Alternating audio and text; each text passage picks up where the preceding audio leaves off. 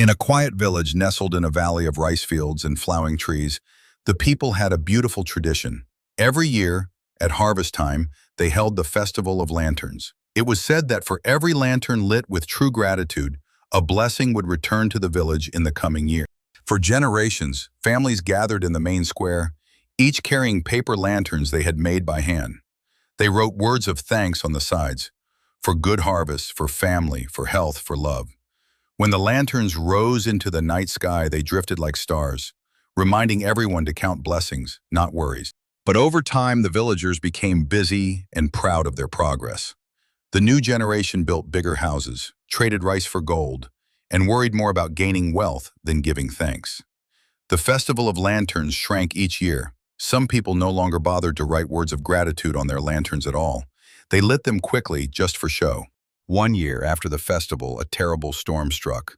The river overflowed, the rice fields flooded, and roads washed away.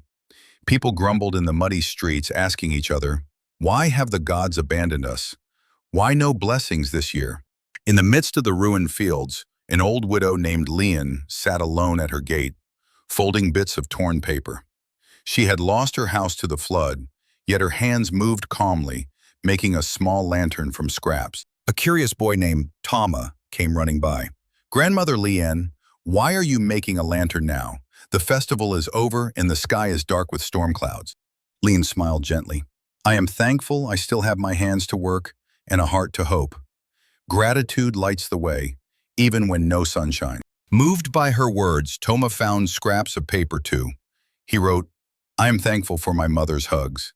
Soon his mother joined, then neighbors, until a small circle of villagers gathered under Lean's tree, each making humble lanterns by hand. They did not wait for a festival. They lit their lanterns right there under the cloudy sky, lifting them high with whispered words of thanks for shelter, for kind neighbors, for a warm meal, for courage to rebuild. Something miraculous happened.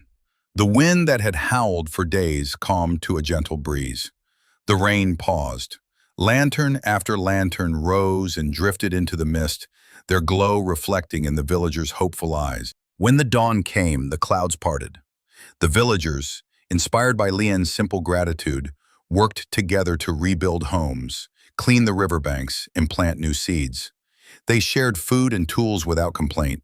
The next harvest, though small, was enough to feed everyone. From then on, the Festival of Lanterns was never neglected again.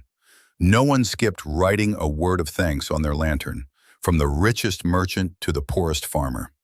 And in each flickering light that floated into the night sky, they saw a reminder that gratitude, even in hard times, shines brighter than fear. At the village gate, a stone was placed in honor of Lean, carved with these words, "Where gratitude lives, hope always finds its way home."